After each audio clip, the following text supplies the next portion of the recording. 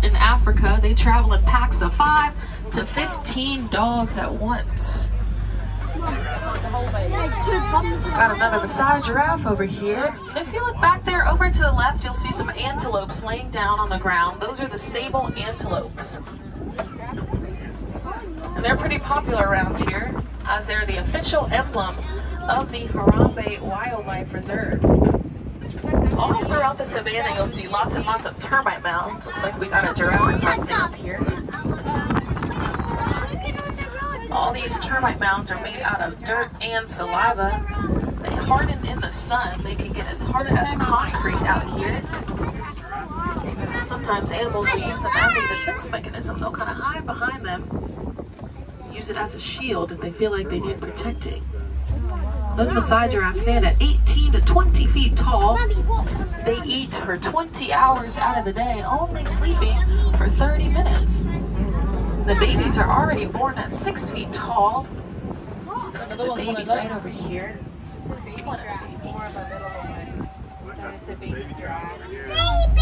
The herd of giraffe are called a tower.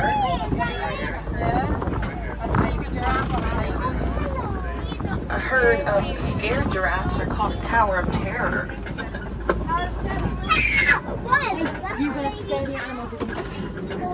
Another one right over there on the right.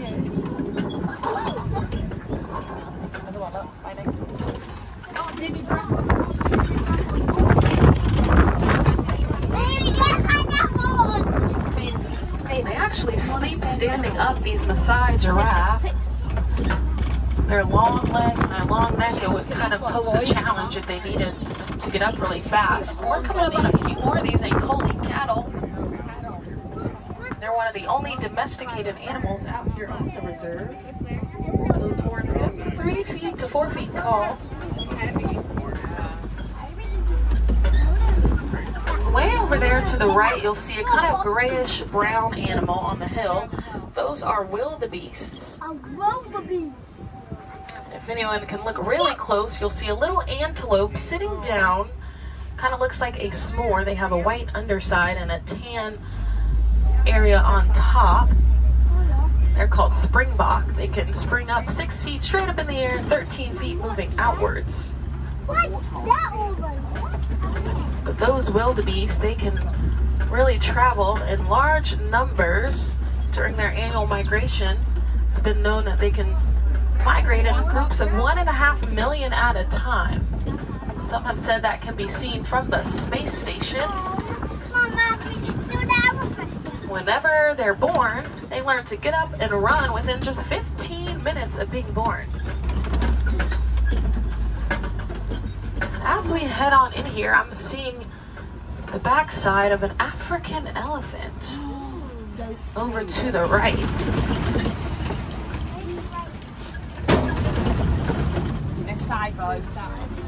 You'll see it flapping its ears right over there to the right. Look,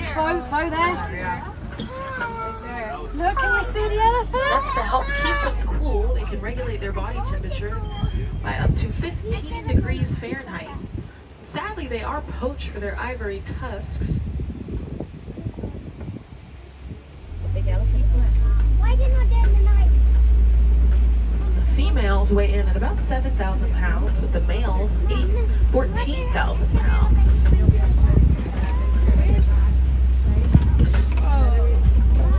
May catch another glimpse of it right up here to the right. Its backside. Their skin is 2.5 centimeters thick.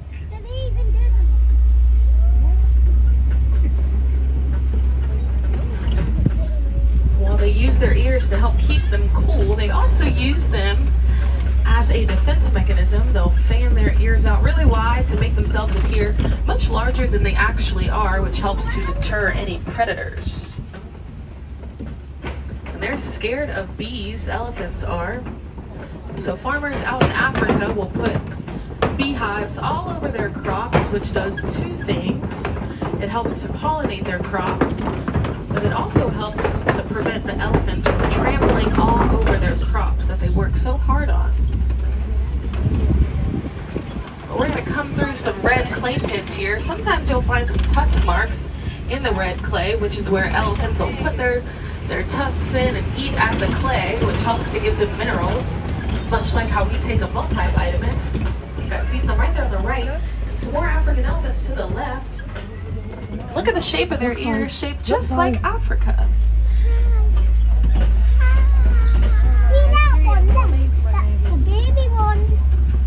And although their skin is pretty thick at 2.5 centimeters, it is very sensitive. So they like to put the dirt and mud all over their skin, which acts as a natural sunscreen. Oh, hello. Hello there. Oh, these are the spiders. As we enter through here, you'll see a few more baobab trees.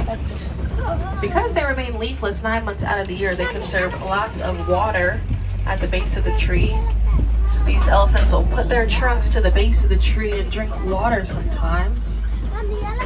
These elephants can hold up to 2.5 gallons of water in their trunks at a time.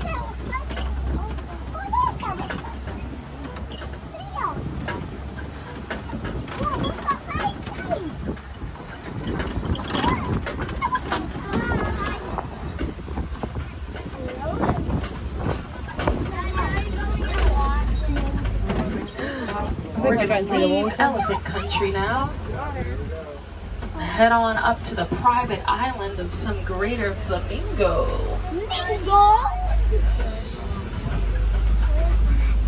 These are the lightest shade pink of all flamingo over to your left. The greater flamingo. They're actually hatched gray. They get their color from their diet. They eat lots and lots of tiny brine shrimp that's full of beta-carotene. So the beta-carotene is that component that makes their feathers turn pink. And they're pretty lightweight birds, weighing no more than about 5 pounds each. You enjoying this? Me too. Good. Bailey likes We're the about to rides. come up Bailey likes the on rides. the She likes white the rhino. I experiences. can see the baby.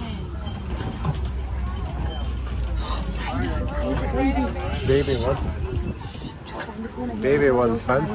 These white rhino have a wider mouth shape than the black rhino do. Oh, look at the baby. That baby weighs in at 650 pounds. Their wide mouth shape helps them to eat the tall grasses of the savanna.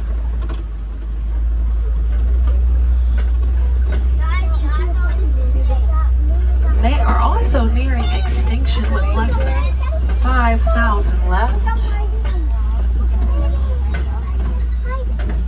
The baby is just so cute. A group of white rhino, they're called a crash because they can only see about 10 feet in front of them. I just saw a cheetah come out of the trees there, up there to the left, walking underneath the trees. They have up to 2,000 spots. They're the fastest land animals, getting up to 60 miles per hour in just 3 seconds. Everyone see it walking back there? It's kind of pacing back and forth. Back there. They have black tear marks on the inner corners of their eyes, which help protect them from the glare of the sun. Because they're one of the only land animals that hunts during the day. So they kind of have their own built-in sunglasses. As we come up on these Kopi rocks, I'm already seeing the face of the male lion.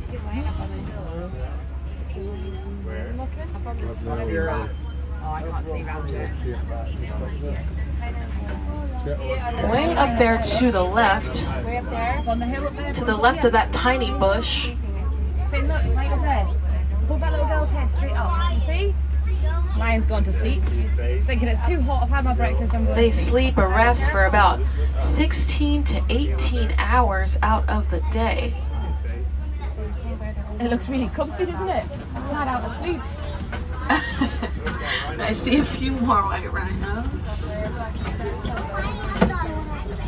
Another baby rhino up there. Look, there's another baby rhino. If you look to the left, I see the lioness, the female lions. Her big paws. They're the primary hunters. They do all of the hunting. If you look to your right on the ground, you'll see a bontebok, a type of antelope. And way back there to the right, I see an ostrich, female ostrich. Animals everywhere you look. The lions asleep. Whenever these lions roar, those female lioness to the left and the male, their roar can be heard up to 5 miles away. They have a fast digestive system. They can eat lots and lots of food and then go back for seconds shortly after.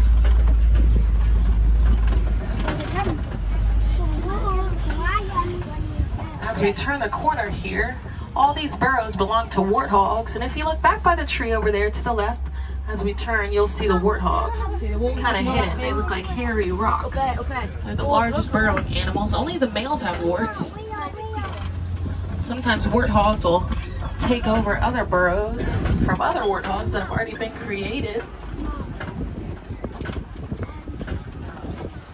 Nobody asked. The rhino. Got another white rhino right there. It's like the ostrich. She's not too far from her eggs right there on the ground to the right. That weigh in at 3 pounds each. Wow. Equivalent to 2 dozen chicken eggs. And they're very strong. Any one of us here could stand right on top of those eggs. And they would not break. And if anyone noticed that bontebok I pointed out, that antelope that we saw around the lions, has a pretty cool story. In the early 19th century, there were only 17 bontebok left in the world. They were almost extinct. And then a farmer herded all 17 of them onto his farm. He took great care of them. They reproduced, and now there are 3,000 bontebok remaining.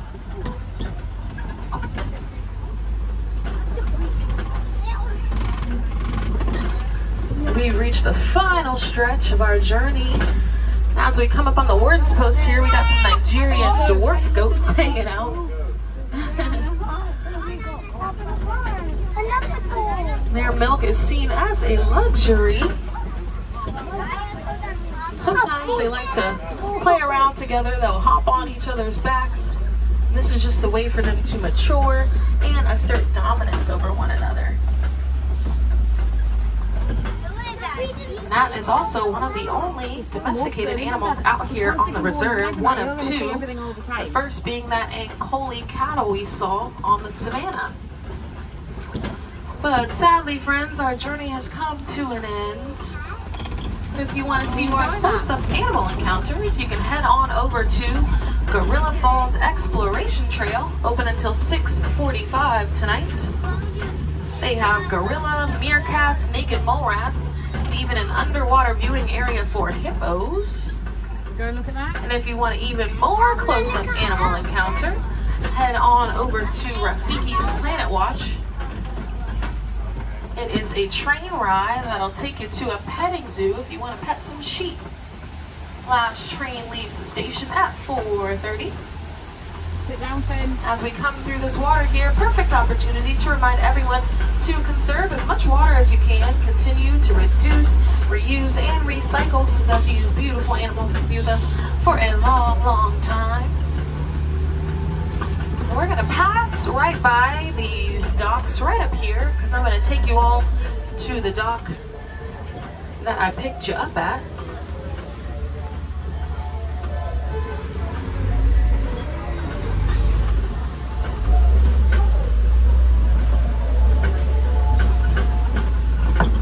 If I have any wilderness explorers on board, you have been traveling on the Simba 1. That is SIMBA 1.